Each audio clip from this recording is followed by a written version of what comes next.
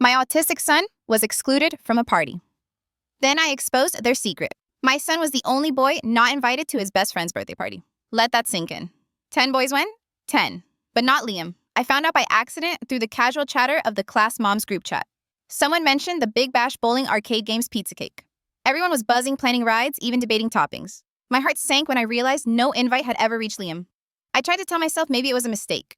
Maybe Amanda Caleb's mom had forgotten to send the card. I had known her for years, sat beside her at the zoo, while our boys chased lizards, even heard her say once, "Your kid is really sweet." I'm glad Caleb has a friend like him. I clung to that memory like a lifeline. Surely she hadn't erased my son on purpose. So I messaged her. Polite, neutral, short. "Hey, just wondering, Liam's been asking about Caleb's party. Was he not invited this year?" No response for almost a day. When it finally came, the words cut with a sugar-coated blade. "We're just keeping it small this year. Sorry, small." My chest tightened. I'd already heard 10 boys were going. That wasn't small. That was everyone but mine. I asked again, trying to sound calm. Did something happen between him and Liam? This time, she didn't wait long. The bubble appeared. Then the message. Nothing happened. It's just, your son makes the other kids uncomfortable. We just want normal energy this year. Normal energy. I read that line 10 times, each one heavier. Like she was peeling the word normal off the wall and hammering me with it.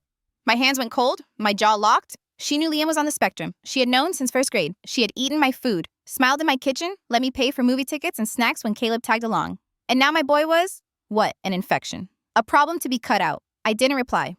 What was there to say? I sat at the table for an hour, staring at my phone, replaying her words. My son is uncomfortable. My son isn't normal. That night, I lied. I sat Liam down, gently, told him Caleb's party was just family this year. I smiled through it, made my voice light as though it didn't matter. He nodded polite as ever, said maybe Caleb was busy. But at bedtime, I heard him crying into his pillow. Quiet, muffled sobs. He was trying to hide it from me, as if protecting me. On his dresser sat the card he'd made for Caleb. He'd worked on it for days. Drew a giant ender dragon on the front, even built a pop-up creeper inside that exploded with fun. He'd practiced the line he wanted to say, "Hope your day is super epic, bro." And now that card would never leave his room. I stood in the hallway, listening to my boy grieve something he didn't fully understand. And I realized the lie I told him wasn't for him at all. It was for me. Because I couldn't bear to crush him with Amanda's words. I couldn't tell my son that his kindness, his quirks, the very way he was, the way he flapped when excited, the way he lost himself in Minecraft or dinosaurs was suddenly branded as wrong. But even in the dark, I knew this wasn't over. Amanda thought she could dismiss my son with a text and hide behind her curated smile. She had no idea what she had just started. The days after that message were quiet, too quiet. Liam didn't mention the party again. He stopped wearing his best bud's shirt. He barely touched his Legos. Even Minecraft sat unopened on his tablet, the card for Caleb still waiting on his dresser, like a ghost of the friendship he thought was unbreakable. I kept moving through the motions, packing lunches, folding laundry, smiling at neighbors. But inside, something hollow grew. Every time I saw Amanda at school pickup, her practiced smile felt like poison. She waved once. I didn't wave back. Then a week later, my phone rang. Unknown number. I almost let it go, but something in me picked up. "Hello." A man's voice answered low, hesitant. "Is this Liam's mom?" "Yes." He exhaled shaky. "This is Mark. Caleb's dad? I hope this isn't a bad time." I froze. Mark was almost invisible at school events, always working, always in the background. I'd seen him at the zoo years ago, quiet, polite, standing behind Amanda while she did the talking. Now his voice sounded broken, like a man unraveling. "Is Caleb okay?" I asked, my heart suddenly racing. "Yes, he's fine," Mark said quickly. Then his voice cracked. "It's Amanda. I need to tell you something about what happened." My grip on the phone tightened. He didn't want to talk there, not over the line. He asked if we could meet in person somewhere Amanda couldn't hear. That evening, I drove to the grocery store parking lot he suggested. He was already there, sitting in his car, eyes red face, pale hands trembling on the steering wheel. He waved me in. The inside of his car smelled like stale coffee. He didn't look at me at first, just stared out through the windshield. I didn't know until yesterday he began voice flat with exhaustion. "About Liam? About the party? About what Amanda said to you?" I stayed quiet. I needed him to keep talking. "I was out of town the week before Caleb's birthday," he said. "When I came back, Caleb was different. Quiet, guilty. I asked him what was wrong. He told me Liam cried when he wasn't invited, that Amanda said not to invite him, and that if Caleb told me, she'd take away his video games for a month." Mark's jaw clenched. His knuckles whitened on the steering wheel. "I confronted Amanda last night. She didn't deny it. She said she didn't want her son stuck with the weird kid forever. Said she had to help him make real friends." The words punched the air out of me. Mark finally turned toward me, guilt carved deep in his face. "I'm sorry. I didn't know she thought that way. I thought she cared about Liam." I swallowed hard. My throat burned, but I still couldn't speak. He kept going. "That's not even the worst part." I went through her phone. I know I shouldn't have, but I did. I found a group chat with other moms. They were talking about your son, calling him names, saying he's creepy, that he kills the vibe, laughing about him. She even sent a picture of him from a school event captioned, "Why does he always stand like a scarecrow?" And the others piled on with laughing emojis. He handed me a folded printout. My hand shook as I read the screenshot. My boy's face caught in a still frame, mocked by women who smiled at me in the school hallway. Mark's voice cracked again. "I can't let Caleb grow up thinking this is normal. I'm filing for separation. Amanda's cruelty, her control, it's too much. I should have seen it sooner." We sat in silence, the weight of it pressing down until Mark finally whispered, "Caleb wants to talk to Liam. He's been crying, saying he misses him. But I told him it could only happen if you're okay with it." I didn't answer. I couldn't. My mind was a storm. My son's tears, Amanda's words, Caleb's apology, the laughter of those moms ringing in my ears. As I stepped out of the car, Mark called after me. His voice was almost a whisper. "She's not done. Amanda won't stop until she controls the story. Be ready." I drove home, gripping the wheel so hard my knuckles ached. One thought hammering in my head: Amanda hadn't just hurt Liam. She had declared war.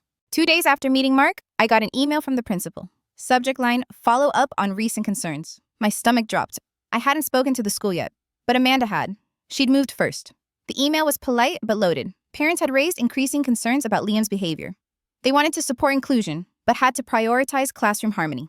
A meeting was scheduled for Friday. I sat at my kitchen table staring at the screen, my pulse thudding in my ears. Amanda wasn't just trying to cut Liam off socially. She was trying to brand him officially disruptive, problematic, a liability. That Friday morning, I walked into the school conference room.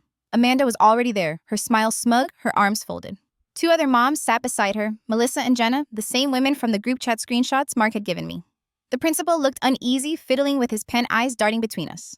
Amanda tilted her head at me. "Hi," she said sweetly, like we were still friends. My skin crawled. The meeting started with vague complaints. Liam overshared in group discussions. He was too intense about his interests. One child was nervous around him. No specific incidents. Just feelings. Just whispers dressed up as facts. I let them talk. I didn't argue. Not yet. Then when they thought they'd built their case, I reached into my bag. One by one, I laid down the screenshots. Amanda's texts, her captions mocking my son, the laughing emojis, the words "creepy kills the vibe, not normal." The room shifted. The principal's face went rigid as he read. His expression hardened from confusion to anger in seconds. Amanda paled. She opened her mouth to speak, but I cut her off. "I've documented everything I said," my voice steady. "I've spoken to a lawyer. What you've done isn't just gossip. It's targeted harassment of a neurodivergent child. You didn't just exclude him socially, you tried to erase him academically too." Jenna tried to interject. "We were just venting." "No," I snapped. "You were mocking a 10-year-old boy. That's not venting, that's bullying." The silence after that was deafening. The principal cleared his throat. "I had no idea this was happening," he said slowly. "You do now?" I replied. I gathered the papers, slid them back into my folder, and stood. Amanda stared at me, her mask cracking, panic flashing in her eyes. For the first time, she looked less like a mother and more like a cornered animal. I walked out without another word, but the air felt different, heavier. Amanda had picked the wrong target. That afternoon, Mark called. His voice was grim. "They're fighting. She's blaming Caleb now, saying he told me too much. She threatened him, said if he didn't keep quiet, she'd take away everything he loved. And she threw her phone at the wall. I could hear his son crying in the background." Then Mark said something that chilled me. "She's hiding more. I think it's not just about Liam. I found messages between her and a man named Eric. Hotel receipts, flirty texts. She labeled him work in her phone. Amanda wasn't just cruel. She was reckless. And now her carefully constructed life was starting to crack open piece by piece. But while her marriage unraveled, I knew one thing for sure: Amanda wouldn't go quietly. She would come for me again. And next time, she wouldn't aim for Liam's friendships. She'd aim for his future." For a brief moment after the meeting, I thought maybe Amanda would back off. Maybe the screenshots, the principal's face, the silence in that room would be enough. I was wrong. 2 days later, Liam walked through the front door, shoulders slumped, clutching something in his small hand. His eyes were red. Without a word, he held out a folded piece of paper. I opened it. The handwriting was jagged, messy, a child's scrawl. But the words weren't a child's. "Tell your mom to stop lying or no one will ever like you again." I felt the ground tilt beneath me. Liam's lip trembled. "I didn't lie," he whispered. "I didn't do anything." I pulled him close, my heartbreaking rage boiling hot and cold all at once. I recognized the tone. It was Amanda's poison funneled through children, reshaped into a weapon meant for my son's fragile trust. I called the school immediately. They promised to handle it discreetly. I didn't believe them anymore. Too many whispers, too much silence. That night, I sat at the kitchen table long after Liam went to bed. The note lay in front of me like evidence in a trial. I thought of Amanda's smile, her fake warmth, her control over the other moms. She was trying to isolate Liam, to make him doubt himself, to make him shrink.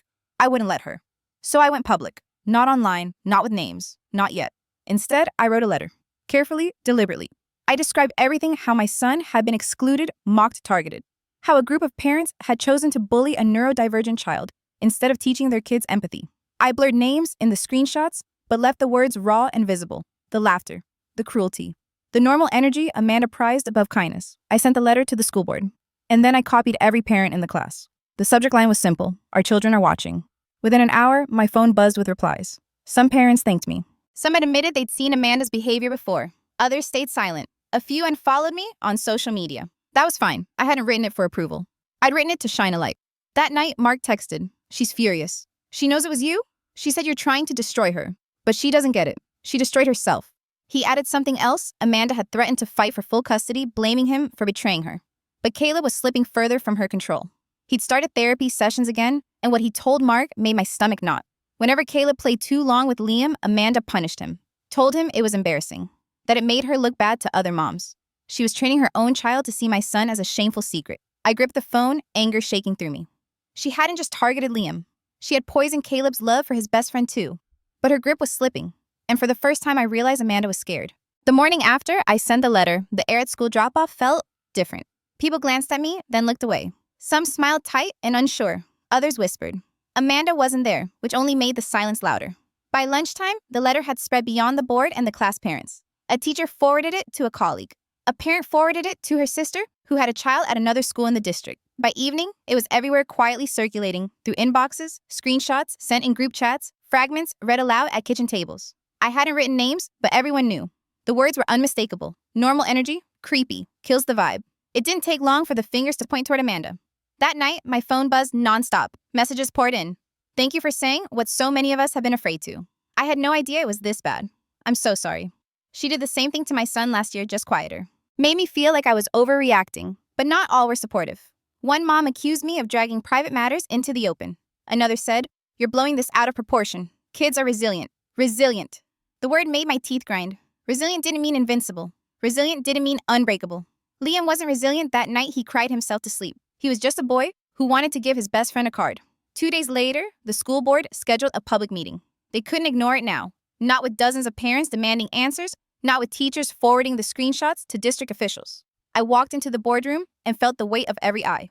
It was standing room only. Parents, teachers, even students who had overheard whispers. Amanda sat in the front row, her arms crossed, chin high, wearing that same mask of control she always wore. The board president cleared his throat and began. We've received credible complaints regarding a member of the Parent Advisory Council engaging in targeted harassment against a child with special needs. His voice faltered only slightly before continuing. These allegations are supported by written evidence.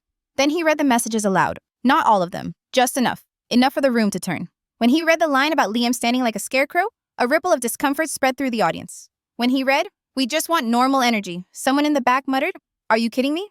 Amanda shifted in her seat, her cheeks flushed. For the first time, she didn't look untouchable. She looked exposed. Then the board opened the floor. My heart hammered in my chest, but I stood.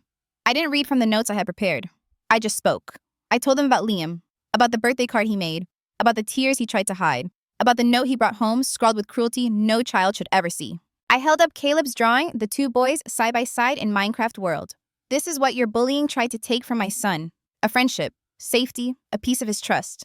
The silence that followed was heavy. People shifted in their chairs. Some parents wiped their eyes. Even the board president looked shaken. Amanda didn't speak. Not once. Her mouth pressed into a thin line, her body rigid like a statue about to crack. Then the board voted unanimous. Amanda was removed from the advisory council, barred from volunteering at school events. The district ordered mandatory training for all staff and parent volunteers on neurodiversity and inclusion. It should have ended there, but it didn't, because someone in that room posted about the meeting online, anonymously. They didn't use Amanda's name, but the details were enough. Reddit got hold of it, then Facebook, then local community groups. Within days, Amanda's carefully curated life began to crumble. Her real estate clients backed away. Parents she once charmed avoided her at drop-off. The whispers followed her everywhere. She had built her world on image, and now that image was shattered. But even as I watched her fall, I couldn't shake the ache in my chest. Because Liam still asked me at bedtime, am I too weird to be liked? And no unanimous vote could erase that question. Amanda vanished for a few days after the board meeting. No smug smiles at pickup, no carefully coordinated outfits, just silence. But the silence didn't mean calm. It meant the storm was moving indoors. Mark called me late one night, his voice low and steady in a way that told me he'd already crossed a line he couldn't come back from. She's moving out, he said. I told her I'm filing for divorce. I sat on my couch gripping the phone, unsure whether to feel relief or pity. He didn't give me time to answer. Caleb's staying with me for now. I can't let him keep living in that environment. Then softer, almost like he hated himself for admitting it. I should have left years ago. It wasn't just the group chat. It wasn't even just Liam. Mark had found the messages. A string of late-night texts with a man labeled work. hotel receipts, selfies that didn't belong to business trips. Amanda's double life had finally cracked wide open, and Mark was done patching the pieces. But Caleb, poor Caleb, was caught in the middle. Mark told me his son had been in therapy for a year. Amanda never told him. He only found out from an insurance statement. Caleb admitted he'd been punished whenever he spent too much time with Liam. Embarrassing, Amanda had called it.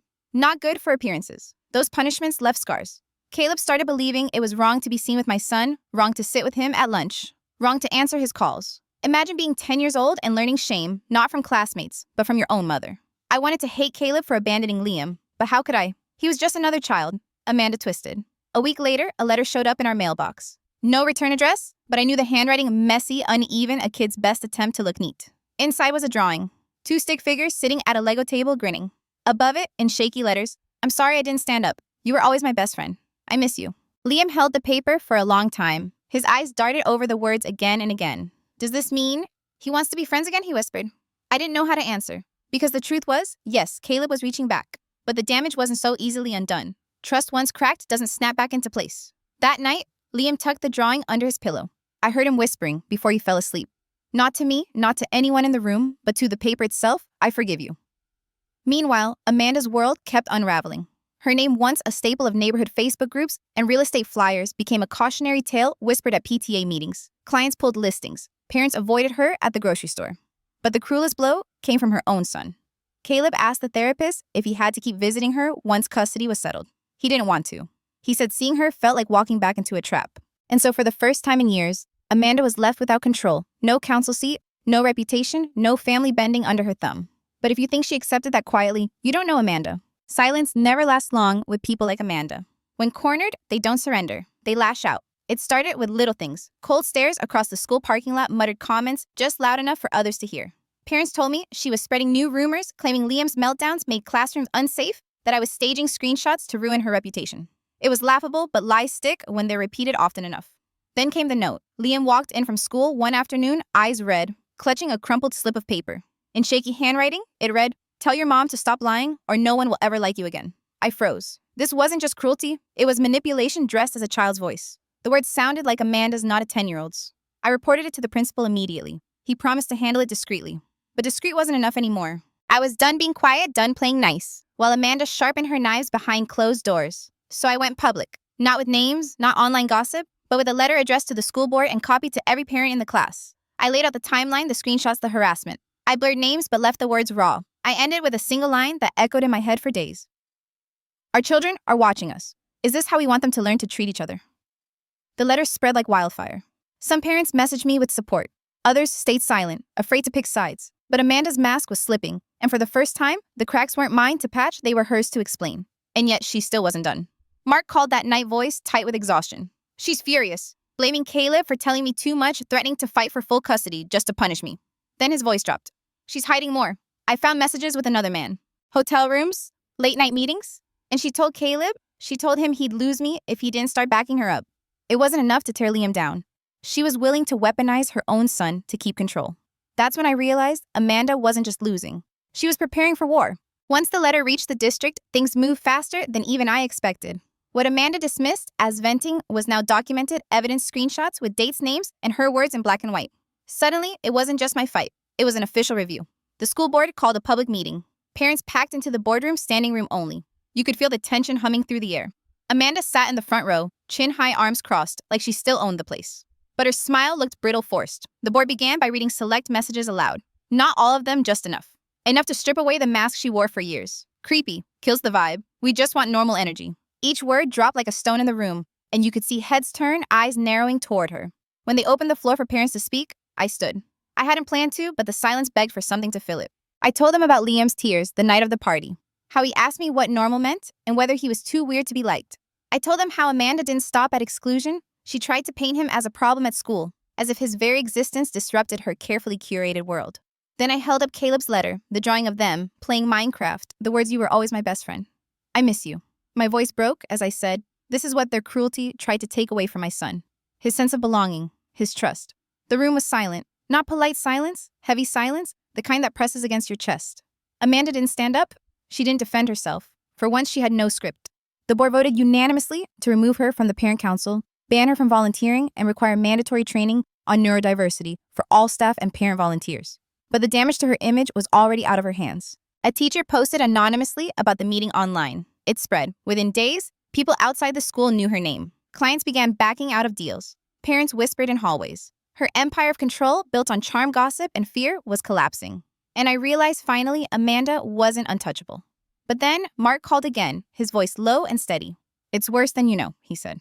"I found something else." Mark didn't sound broken this time. He sounded resolved. "I filed for divorce," he said flatly, "and I'm fighting for custody." He had receipts, literal ones, hotel bills, late-night messages with someone saved as work, but who was anything but. Proof of affairs layered on top of cruelty. Proof of deception that went far beyond birthday parties and gossip. But what shook me most was Caleb. He'd been in therapy for months, therapy. Amanda hid from Mark, from me, from everyone. Mark only found out when the insurance statement came in the mail. When he asked Caleb why the boy whispered the kind of truth that breaks a parent in half. "Mom says it's embarrassing to play with Liam. She punishes me if I do it too much." Amanda hadn't just excluded my son. She weaponized her own child's shame to maintain her image. She planted the idea that kindness was weakness, that loyalty was something to be punished. And yet Caleb resisted in the only way a child knows how, by holding on to Liam in secret. The drawing, the letter, the apology. Proof that no amount of conditioning could erase genuine friendship. Meanwhile, Amanda's downfall bled into every corner of her life. She lost her position on the parent council. Parents she once charmed now crossed the street to avoid her. Her real estate clients vanished overnight.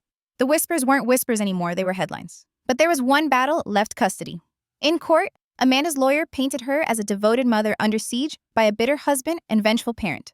But then, the judge read her own words, the group chat transcripts, where she mocked a 10-year-old boy, out loud, in open court. The judge's voice was ice. "This is not just exclusion. This is psychological abuse." Mark got temporary full custody that day. Amanda walked out of court alone, her power finally stripped away. And Caleb, he wasn't triumphant. He was quiet, shaken, but freer than he'd been in years. That night, Liam got another letter. This one longer. Caleb wrote, "You were always safe for me. I'm sorry I didn't say no to her. I miss building rockets with you." Liam held the letter like it was fragile glass. "Does this mean he's my friend again?" he asked. I didn't know how to answer. Because rebuilding trust doesn't happen with a single letter. But it was a start. Rebuilding doesn't happen overnight. Trust is fragile, especially after betrayal. But slowly, Caleb reached out again, not through his mother's shadow, but in his own voice. It started with letters, then short video calls arranged by Mark. At first, Liam was stiff, awkward. He'd smile, then look down, then fidget with his hands like he was afraid of saying the wrong thing. Caleb would fill the silence with stories about his dog, about school, about therapy. Nothing heavy, just little bridges laid one at a time. Then one Saturday, Caleb came over. No big build-up, no speeches. He just showed up with a Lego box under his arm. They sat side by side on the floor, quiet at first, the way boys are when they don't know how to restart something that was once effortless. And then Liam asked, barely above a whisper, "Do you want to help me with a rocket?" Caleb grinned. Yeah, it was that simple. Not forgiveness, not forgetting, but movement forward. I watched them from the doorway, hands trembling around a coffee mug. For months, Amanda's voice had filled my head. Creepy, weird, kills the vibe. And yet here they were, two kids fitting Lego bricks together, their rhythm sinking again, as if cruelty couldn't erase the language they'd built between them. Amanda, meanwhile, spiraled. Word of the custody ruling spread. The group chat screenshots leaked further. Online, her name became shorthand for every over-controlling PTA mom who weaponized normal. Some people called it justice. Others called it cruelty. I didn't participate either way. But I won't lie, I didn't lose sleep watching her empire crumble. Because while she was busy fighting to keep control, Liam was rediscovering what it felt like to belong. That night, as I tucked him in, he whispered, "He's still my best friend, right?" I kissed his forehead and said, "The best friendships survive storms, Liam. Yours just survived a hurricane." Amanda's fall wasn't just public, it was permanent. Her divorce went through fast. Mark won custody, citing the therapist's records and the evidence of emotional abuse. Caleb stayed with him full-time. The house Amanda once bragged about was sold her real estate license under review after clients complained about her conduct. The group of moms who once laughed at her texts no longer returned her calls. She was radioactive now, even to them. I should have felt triumphant, but instead, I just felt quiet. Because at the center of all this noise was still my son. Liam, who never asked for a war, never tried to fight anyone, who only ever wanted to build rockets and talk about dinosaurs with his best friend. It took months, but Caleb came back. Not in a dramatic way, just slowly. Notes slipped into mailboxes, drawings left on the porch, a cautious wave across the schoolyard. Liam hurt, but loyal, let him back in. I watched them rebuild brick by brick like the Lego towers they once spent whole afternoons creating. One evening, I heard laughter from Liam's room. Real laughter. He and Caleb were side by side on the floor, Minecraft glowing on the TV. It wasn't like before, it was something different, something tested, something stronger. Amanda had tried to teach her son to feel ashamed of kindness. She failed. Because in the end, Caleb chose differently. He chose Liam. And Liam, he's still himself, still flapping when he's excited, Still talking too long about rockets. Still the boy who feels deeply. Only now, he knows he doesn't need to change to be worth loving. I can't lie, sometimes I replay it all in my head. The text of the meeting, the birthday card still sitting untouched in his drawer. Sometimes I wonder if I should have protected him more sooner. Other times, I wonder if exposing Amanda broke something that can't ever be fixed. But then I see him standing tall, explaining Redstone Circus to his class, with his hands flying in the air. Not hiding, not shrinking, just being. And I realize Amanda didn't destroy him. She revealed herself. Ask yourself, if someone tried to erase your child's worth for their own comfort, how far would you go to protect them? Because in the end, Amanda lost everything she thought made her powerful. And Liam, he never lost what made him extraordinary. Thank you for watching till the end. Your support helps give a louder voice to kids who are often left out. If this story moved you, please like, comment, and share, because every interaction helps more children be truly seen and respected.